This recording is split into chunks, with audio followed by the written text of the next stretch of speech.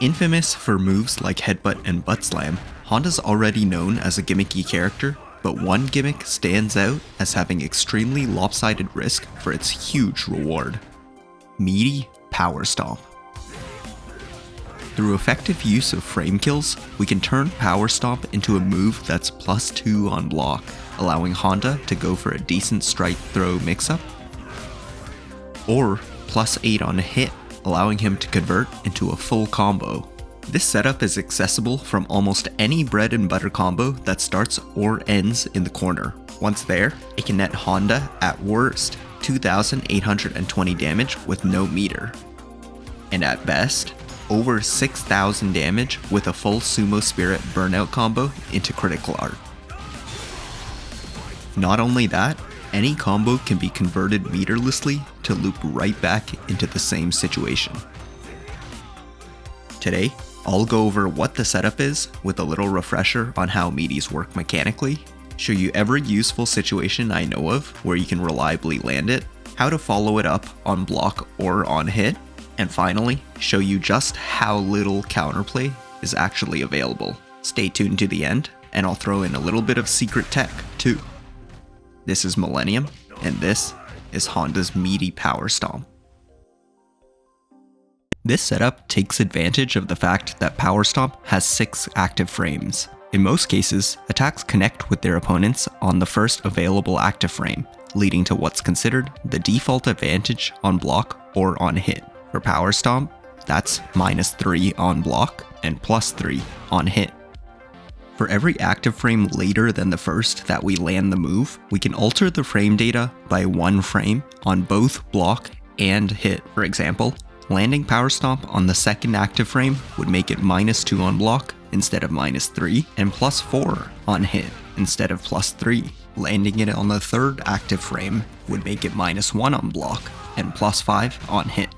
If we continue this sequence, if we're able to land the final active frame of Power Stomp, we can make it +2 on block and a whopping +8 on hit. So how do we reliably land the final active frame of the attack instead of the first? The magic number here is to find a knockdown that's exactly +26. This is calculated by adding the startup of the move plus all of its active frames -2. Less than that, and we'll land the Power Stomp, but not with the last active frame. More than that, and we'll whiff the attack completely. That said, most of our knockdowns are not exactly +26. For example, a grounded headbutt is +40. In order to get to +26, we have to make use of frame kills. That is, by whiffing specific moves right before Power Stomp, we can waste the exact amount of time necessary to get to +26. Let's see this in action with the most common situations. Juggled Teppo Triple Slap is a widely used 1-bar ender and the most consistent for this setup as it's exactly +26 on knockdown. Upon knockdown, simply mashing out Power Stomp immediately is enough.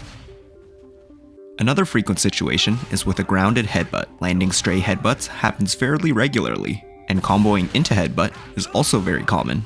The knockdown situation is the same even if Honda has Sumo Spirit by linking Crouching Light Punch medium headbutt after a 100 hand slap on the ground. All of these headbutts are +40, and the correct frame kill here is to whiff a standing light kick before the Power Stomp. Another useful setup for this is after both hits of Butt Slam. This works regardless of whether it hits on its own, hits from a combo,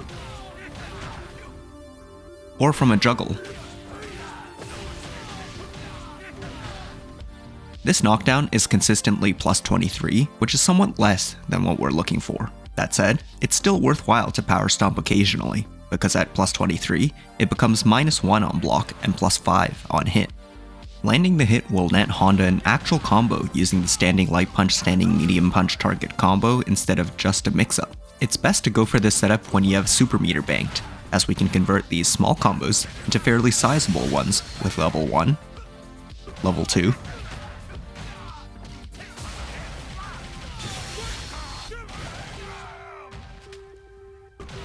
or level 3.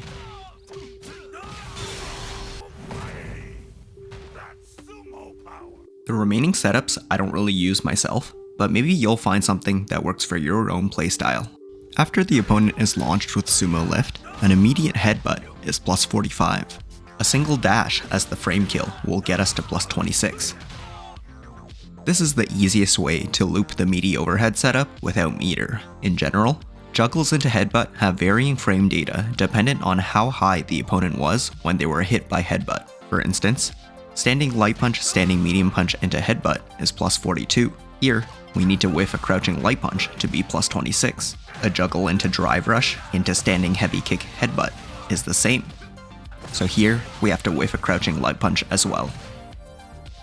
If Honda gets a juggle with Sumo Spirit, hands into the ground bounce into headbutt is plus 42. Again, we should whiff crouching light punch to be plus 26. Unfortunately, this setup isn't possible on any combo that ends in super, as there either isn't enough frame advantage,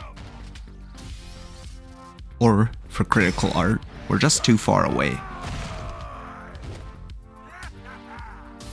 The last situation I want to talk about is the last hit of butt slam. If you've played Honda much yourself, you'll likely know this is something you land quite often. However, there's two particular problems here. First is the frame data is dependent on whether the opponent is standing or crouching. Honda is plus 27 on a standing hit, but plus 28 on a crouching hit. Not only do we have to confirm our opponent's state on a hit, we also need to do a perfect 1 frame or 2 frame delay to land Power Stomp exactly on the last frame. This is not easy. What is doable here is to attempt to delay the Power Stomp, but to simply treat it as being at best plus 4 on hit and minus 2 on block. And on hit, we can either autopilot into something simple, like crouching light punch, headbutt, or use that frame advantage to go for a slightly riskier, but chunkier mix-up between Oicho throw and crouching medium kick. Now we've talked about how to land it. Next, let's go over Counterplay. In this video, I've called this setup a gimmick. Why? To be clear about what I consider to be a gimmick, I mean a tactic that requires specific counterplay that when executed correctly, will always beat the gimmick. But before we look at what's guaranteed to work, let's cover what doesn't. Obviously, as an overhead, it will beat blocking low. This setup will also beat mashing, jumping, throws, and backdashing. Honda will even recover in time to counter drive impact. Drive reversal on block isn't guaranteed and can be punished. So what exactly is the weakness here? It's this. 22 frames of startup combined with an additional 4 frames where the opponent is still invulnerable on wake up means there's 26 frames for the opponent to react. This is considered to be well within the range of what's reactable. Perfect parry is the first concrete answer. Since the stomp is meaty, the timing for a perfect parry will always be the same. Reacting to the startup of stomp in order to fish for a perfect parry is very low risk as long as the opponent holds parry until the stomp lands. Even a basic punish like throwing Honda backwards into the corner is a huge reward, given that Honda greatly suffers in the corner due to his lackluster defensive options. It's also possible to react with any frame 1 strike invulnerable or armored move, like an OD Shoryuken, invincible supers,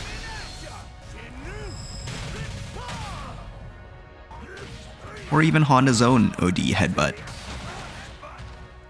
Reacting this way is made slightly easier by recognizing that Honda is whiffing a light normal on knockdown. Frame kills with lights are highly unusual and not widely used for other setups. This can tip off that the Power Stomp is about to show up.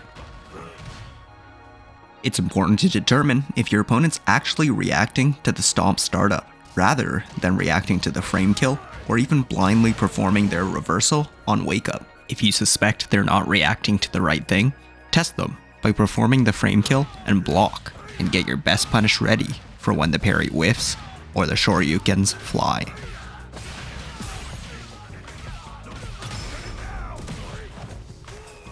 Finally, let's talk about what to do if the opponent blocks. At +2, we can go for a low strike mix with crouching light kick, crouching light punch, and confirm into something basic like headbutt or light hands if we don't want to worry about charging. At this spacing, 3 lights will push Honda out of range, so we have to either special cancel or stop pressing buttons at 2. These follow-ups will beat stand blocking, mashing, jumping, and backdashing. Not only can you still react to DI, both of these will even break drive impact, as it only has 2 hits of armor. For our throw mix, a regular throw is perfectly fine here. It'll be both blocking and mashing, and drive impact. Shimmy is also a great option if we want to play around delay teching. Conveniently, it'll also catch invincible reversals and drive reversal. And if we want to reset pressure without too much risk, crouching light kick, crouching light punch, drive rush cancel into light punch will either let us full combo on hit, or continue pressure at +3 on block. You've made it this far. It's time for the secret tech. For the 3rd time today, this +26 knockdown advantage becomes important. There's something else that has exactly 26 frames of startup and is useful in the corner. Drive impact. That's right, every single frame kill we've covered in this video is also a setup for a meaty drive impact. That said, I would only recommend doing this very rarely. All of the same options that beat Meaty Power Stomp also beat DI, that is, perfect parry and regular parry, and invincible reversals. There's also more risk, as the opponent can react and DI back, and worse reward due to the wall splat damage scaling. But if you choose your moment right, it could be the last straw that overloads your opponent's mental stack.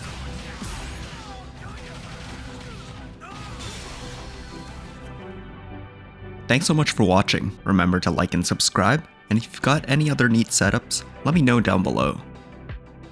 On the right are videos YouTube thinks you would enjoy, and on the left are more Street Fighter videos if I have any. Hope you've enjoyed, and you're staying safe, happy, and healthy. Until next time, this was Millennium.